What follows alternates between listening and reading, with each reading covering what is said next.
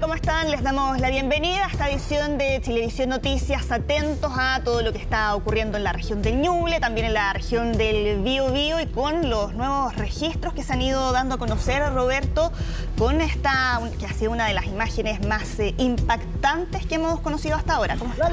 ¿Qué tal? Buenas tardes. Sí, dramáticas imágenes nos llegan desde Penco, donde rescatan finalmente a dos mellizas. Bombero lo hace después de un pedido de auxilio de la madre, que finalmente ella es la que queda atrapada entre las llamas.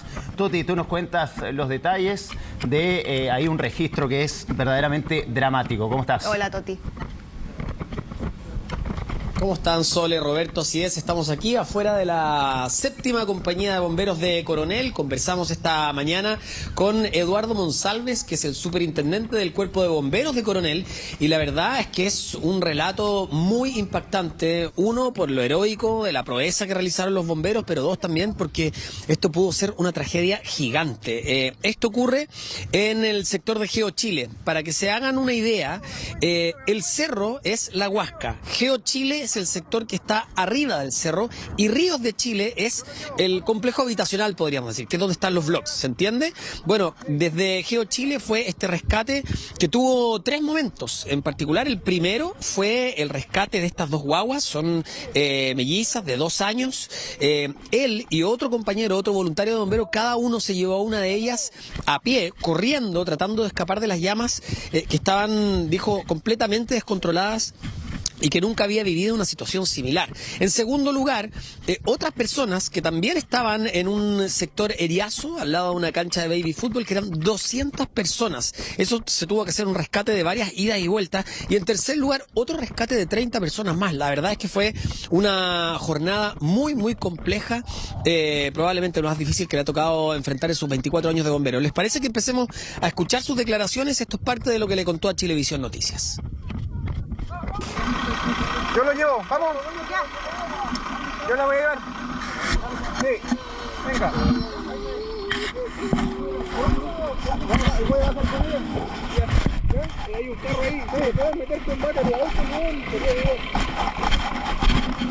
Lalo. Lalo.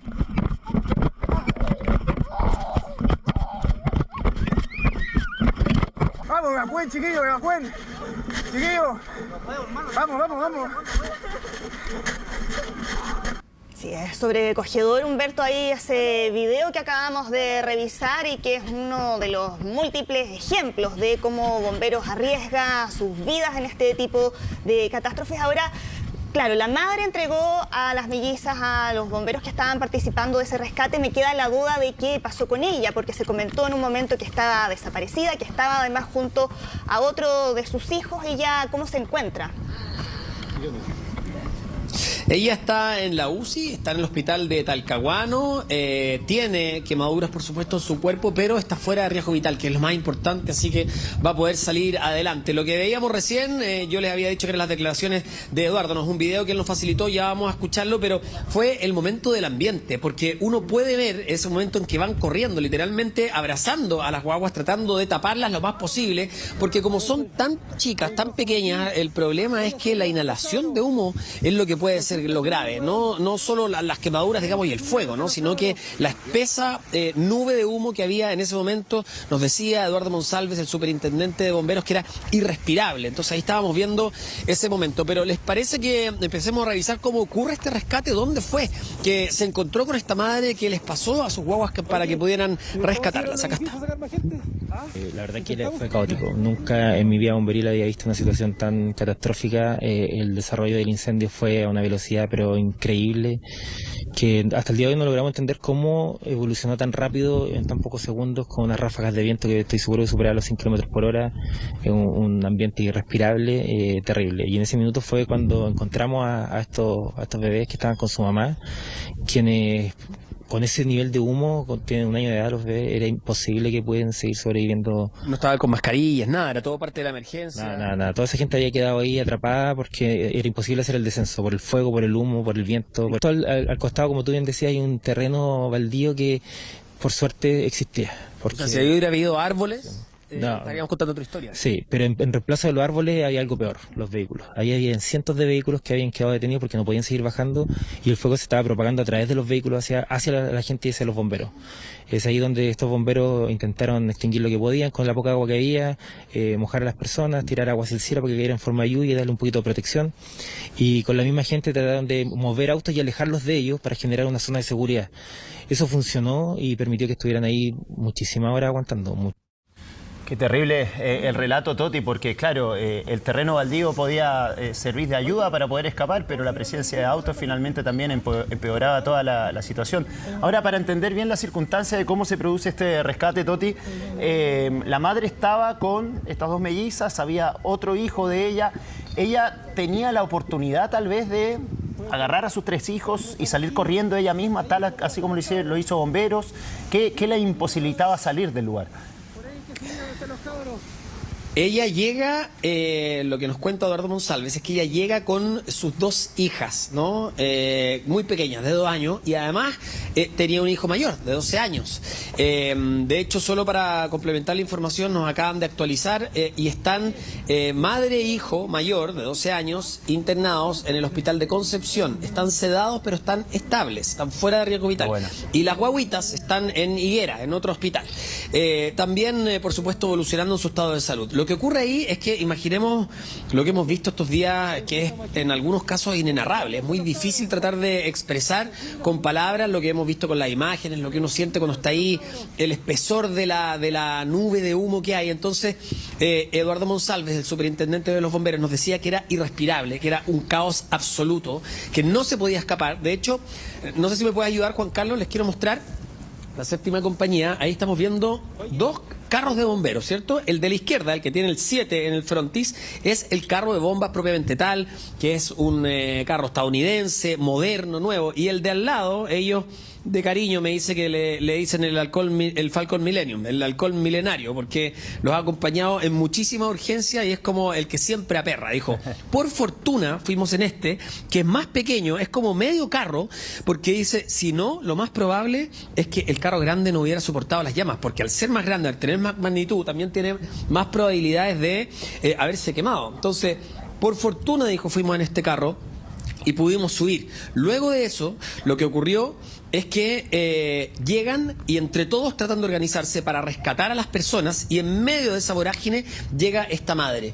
Con las 2 guaguas se las pasa para que puedan rescatarlas lo más rápido posible. Ella, me imagino que en esta desesperación pensó que ellos podían hacerlo mucho más rápido, y así fue, porque también Eduardo Monsalves después nos contaba que con su compañero lo único que pensaban era llegar abajo. Ellos estaban con una ropa que es un uniforme. Esto yo no lo sabía, lo aprendimos recién, para combatir incendios forestales. Y es distinto que la ropa que se usa para combatir un incendio estructural. Y este incendio fue tan voraz, avanzó tan rápido, él nos decía, yo estoy seguro que habían ráfagas de más de 100 kilómetros por hora, porque el viento era gigantesco. Entonces decía, no sirve de nada apagar un incendio forestal con una manguera, 1 por el viento, porque se te devuelve el agua, y 2 además porque el fuego era gigante. Entonces rápidamente se evaporaba el agua de la manguera cuando intentaban apagar el incendio. ¿Por qué les hago el hincapié de la ropa? Porque esto era un incendio forestal en un principio. ¿Cómo se combate? Dice, uno no va a apagar un incendio forestal con la manguera, con agua. Todo lo contrario, uno lo que hace es tratar de hacer cortafuegos, de ralentizar el avance de las llamas, de crear cortafuegos, y de esa manera se puede controlar un incendio forestal. Por eso también nos explicaba algo muy interesante, que cuando uno ve los aviones pasar con agua, lo que hace el agua es tratar de ralentizar el avance, y por eso a veces vemos este líquido rojo, porque está mezclado con un líquido retardante, que como su palabra lo dice, no es un líquido que vaya a apagar las llamas, sino que retarda el avance de las llamas. Entonces, el traje de incendio forestal, como lo que se hace es lo que yo les decía, es crear cortafuegos, etcétera, es un poco más liviano, porque permite más movilidad, es más flexible. El traje que se usa para un incendio estructural, entrar a una casa que está en llamas, combatir las llamas propiamente tal es mucho más fuerte. Entonces ellos estaban con otro traje, no estaban preparados para un incendio estructural, sino que para un incendio forestal, y por lo mismo decía el calor, decía, yo sentía que me quemaba cuando iba corriendo cerro abajo con esta guagua para tratar de rescatarla. Vamos a escuchar precisamente ese momento en el relato de Eduardo Monsalves, que fue uno de los héroes de bomberos que rescataron a muchísimas personas en el sector del Cerro La Huasca. Absolutamente, es que todas las casas de ese sector, todo ardía al mismo tiempo. No es que hubiese un avance y uno dijera, mira, aquí lo podemos cortar. No, todo ardía al mismo tiempo. Ya todo estaba absolutamente perdido, todo. Lo único que era recordar las vidas de las personas. Y es ahí donde el comandante se dio cuenta que había unos bebés llorando. Y la mamá nos pide por favor que lo saquemos. El comandante me grita, oye Lalo, porque somos amigos de mamá, Lalo, saquemos a estos bebés, y los tomamos, no lo pensamos y empezamos a descender por entre medio del fuego. ¿Se los llevó cada uno? Cada uno, porque son unas mellizas de un año. Jaime se llevó una, yo me llevé a otra, las tomamos en brazos y simplemente nos lanzamos a correr por la misma calle que subimos. Ya el fuego era peor, se veía mucho menos, más autos incendiándose. Solo bajar a pie y entre el fuego, literalmente entre el fuego. Por eso lamentablemente las bebés terminaron quemadas, con quemaduras insignificantes versus la exposición a la que estuvieron. Fue un milagro porque yo sentía que me quemaba y eso que andaba con ropa de bombero. No esta que es la estructural, sino que para interfaz de forestal, que da mucho menos protección, pero las bebés iban con su ropa normal. ¿Después no vieron más a la mamá? No, a mitad de camino a mí ya no me daba más la respiración, porque en realidad no podía respirar, realmente muy tóxico, así que me aguanté la respiración. El comandante hizo lo mismo y seguimos corriendo sin respirar prácticamente, y eso genera un desgaste físico que te mata. O sea, para mí fue 1 kilómetro y fueron unos 200 metros nomás. Y a mitad de camino nos sentíamos que no podíamos más, y de repente de la nada aparece un civil con una linterna, con polera y short, no sé de dónde apareció, y él nos guió con una linterna. Además tiene que haber sido un habitante del sector porque sabía exactamente por dónde pasar, y gracias a él llegamos al final abajo y la mamá venía atrás de nosotros. Cuando llegamos salimos del fuego, llegamos a la camioneta que estaba también rodeada de fuego, pero con mucho menos humo que más arriba, y yo me di vuelta para ver a la mamá y hacerla subir a la camioneta junto con las bebés, y la mamá no aparecía. Esperamos 1 minuto aproximadamente y en ese lapsus la mamá nos perdió el paso. Y ella quedó a mitad de camino, ya no podía respirar, por lo que me cuenta su esposo, que conversamos anoche.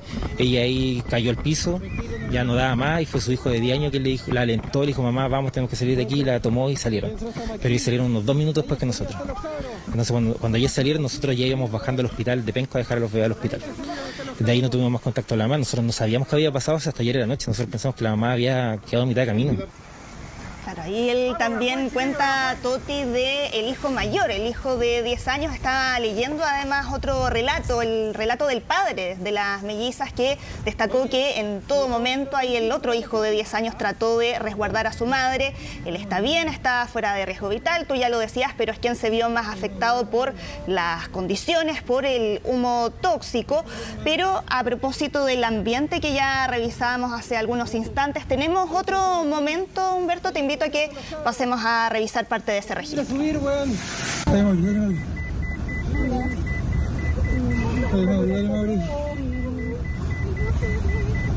Tranquilo nomás. Puede ser. Nosotros estamos aquí. De ahí hacia arriba están los cabros. Posible subir, weón. Por ahí hay que subir donde están los cabros.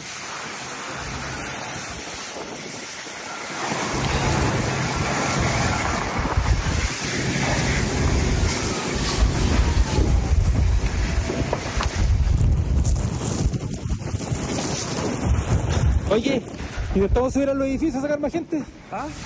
Uy, Toti, es un verdadero infierno el que se desató en ese lugar, y sobre todo en el video se escucha mucho viento, y justamente eso es lo que finalmente termina por propagar más rápidamente las llamas.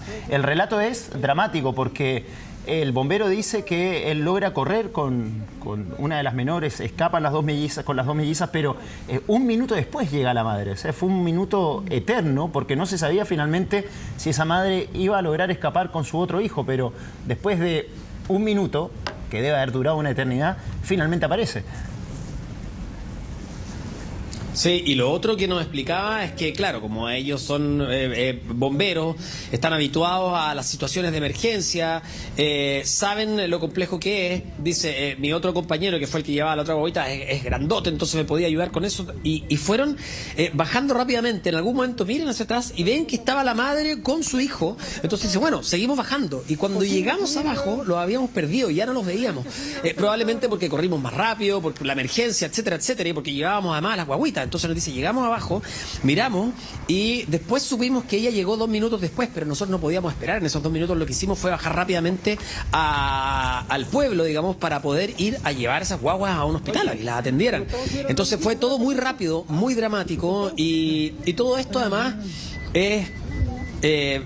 bueno, podemos usar muchos adjetivos, ¿no? Por supuesto, es un acto heroico, valiente, arriesgado también. Sin embargo, hay una especie de bloqueo mental, yo creo, cuando uno reacciona a la sangre fría, cuando uno reacciona ante este tipo de circunstancias, que es lo que nos decía Eduardo. Es como, no me podía detener a pensar, porque si no uno se está quebrando constantemente. El desgaste emocional de ver lo que ha ocurrido con estos incendios, de ver lugares devastados, es muy difícil, porque uno lo que hace es tratar de conversar, de empatizar con las personas, pero si uno baja un poco la guardia y se dedica a mirar, a observar el panorama, es tremendo, es horrible, es muy, muy triste. Entonces, cada persona, cada historia, cada cosa que nos contaban ayer, cuando eran personas que tú ves que lo han perdido todo, evidentemente es muy difícil. Se lo preguntamos también como bombero, porque uno puede decir, bueno, soy bombero, estoy acostumbrado a las emergencias, pero él nos decía que en sus 24 años de bombero, él empezó a ser bombero a los 14 años, nunca le había tocado vivir algo así. Entonces el desgaste emocional, además del desgaste físico, el desgaste psicológico es muy complejo. Le preguntamos si lo había afectado, cómo lo hizo también para poder mantenerse firme en una circunstancia así. Aquí está. Yo me acuerdo de la situación y ahora que te estoy hablando me quiebro, me trato de aguantar un poco porque tengo que expresar las ideas, pero fue terrible tener a esos bebés en brazos y sentir cómo esa bebé me apretaba, porque yo me imagino que sentía el dolor del calor, me partía el alma y eso me motivó a seguir bajando. Y al mismo tiempo saber que mis compañeros estaban arriba en riesgo de morir todos quemados. Y con toda esa gente era terrible. La verdad que lo que logró distraernos un poco fue este civil que llegó abajo y nos pidió que fuéramos Rebeldes de Chile. Eso motivó a que yo me concentrara en lo otro.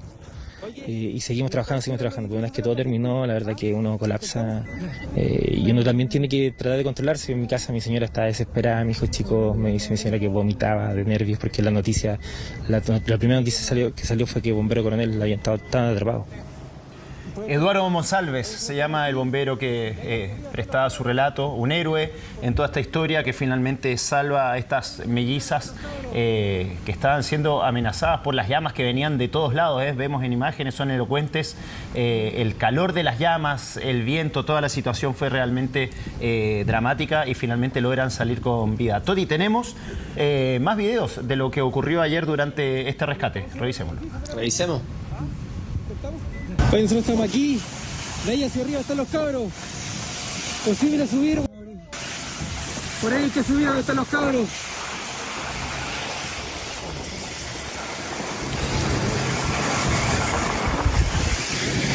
Claro, otro momento ahí que evidencia el dramatismo, en donde además ahí, como ustedes ya describían, es muy poco tiempo, es una situación extrema en la que hay que tomar ahí decisiones drásticas, y a eso hay que sumarle también algo que ayer ya alcanzábamos a comentar, que es la complejidad que tienen este tipo de emergencias, a diferencia de un terremoto donde es más fácil poder resguardarse.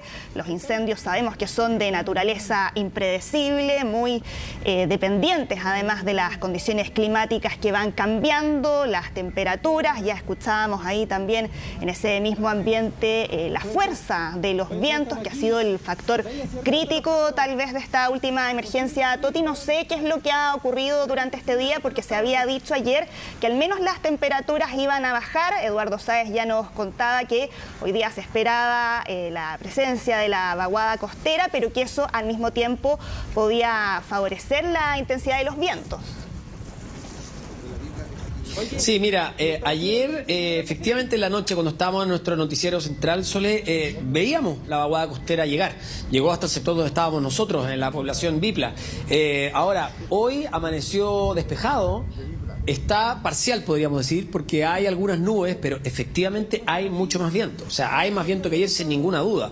Y eso puede ser peligroso también para la reactivación de algunos focos. Y respecto al viento, claro, es difícil medirlo en medio de un incendio cuando la crisis es total, pero de acuerdo a las propias palabras de Eduardo Monsalves, nos decía, yo estoy seguro que las ráfagas superaban los 100 kilómetros por hora porque era un viento furioso. Tan así, imagínense con la fuerza que sale el agua de una manguera, de un carro de bomberos, decía, se nos devolvía el agua. Era así de fuerte el viento y no se podía hacer absolutamente nada en ese momento. O sea, rescatar lo material era ingenuo, digamos, no servía de nada, era inútil. Lo que había que hacer era rescatar a las personas que estaban ahí atrapadas, y por lo mismo también nos narraba la historia. Lo que escuchamos recién es el caso de las dos guaguitas, pero también están las 200 personas que estaban arriba en el sector de Geo Chile, y decía, era todo terrible porque íbamos subiendo el cerro y venía de vuelta un caballo en llamas, escapando, tratando de escapar, despavorido, sufriendo, y chocamos con la camioneta, dice, si no es por la maniobra que hizo el conductor de esta camioneta, porque justamente chocaron con el caballo que venía escapando, bajando a gran velocidad en el lado derecho. Dice, si esto hubiera chocado en otra parte, no solamente no podemos seguir avanzando, sino que el fuego quizás no hubiera alcanzado. Entonces, como les decía al principio, hay muchas situaciones que son difíciles de imaginar, aun cuando te la cuenten, aun cuando nos narre esta circunstancia, uno no se puede imaginar, porque todo esto va acompañado de una nube, de humo tóxica, de muchísimo calor, de que ellos sentían que el fuego los estaba alcanzando y sintieron como se quemaban en algún momento. Entonces, lo cierto es que él decía, esto era literalmente de vida o muerte. Todavía no tiene explicación, dice, de cómo lograron hacer esto, cómo lograron rescatar en un principio a estas dos guaguas, después a un grupo de 200 personas y después a un grupo de 30 personas.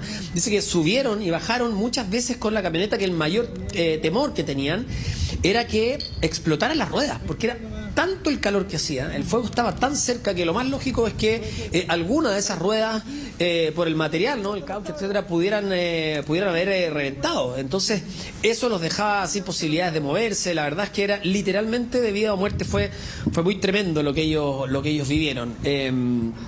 Y también nos demuestra que claro, cuando uno ve este fuego furioso, ¿no?, la naturaleza puede generar este tipo de estragos, y que cuando se habla de las medidas de precaución, etcétera, no es una broma, sino que son muy reales. Bueno, y a propósito volviendo al tema de esta madre con sus 3 hijos, estas 2 guaguitas y su hijo de 10 años, están internados en distintos centros hospitalarios, pero la madre con su hijo mayor están en el Hospital Regional de Concepción, están sedados, están en la UCI, la unidad de cuidados intensivos, afortunadamente sin riesgo vital. Los invito a escuchar las declaraciones del doctor de este hospital.